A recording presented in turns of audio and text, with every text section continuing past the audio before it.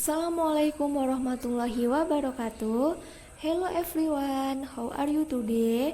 My name is Rian Nuryanti, Program Study PGMI Kelas G. Here I will explain about the material telling time and present perfect continuous tense.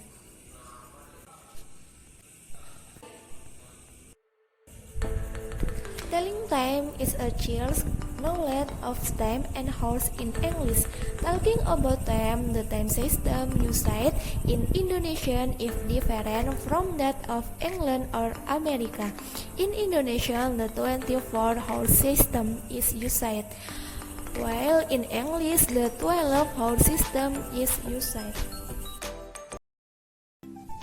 Dan dalam pembelajaran telling time, kita akan membedakan dua waktu, mulai dari jam 12 sampai di angka 6. Dari angka 12 sampai angka 6 kita menggunakan pas. Jadi pas itu digunakan dari menit pertama sampai menit 30.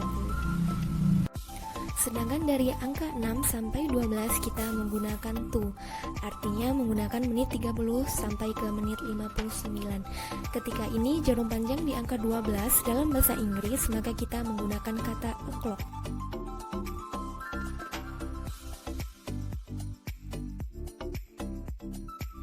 Sedangkan jarum panjang menunjukkan di angka 6 atau di titik 30, maka kita menggunakan a half past.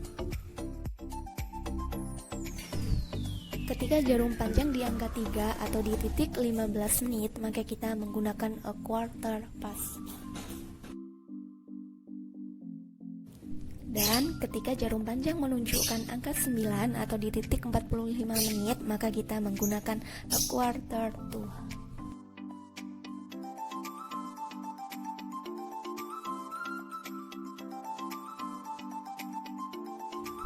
There are examples. For example, the long hand saw actually at 12 or 1 o'clock.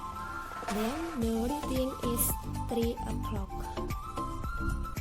So we need to know in reading hours in English, starting with the first minute, then the hours. Remember the first minute, then the hours.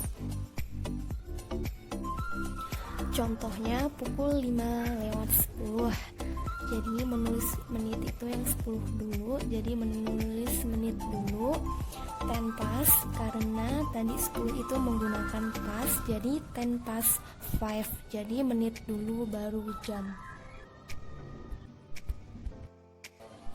For example, 10:30 in the morning or at 9:30. Remember, if for example, the 30 point used the word a half. Then at 9:30, it is 9:30. Next, then we will when the long hand show the number 3 or point 15.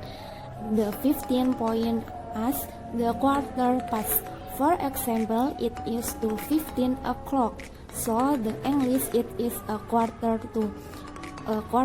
past 2.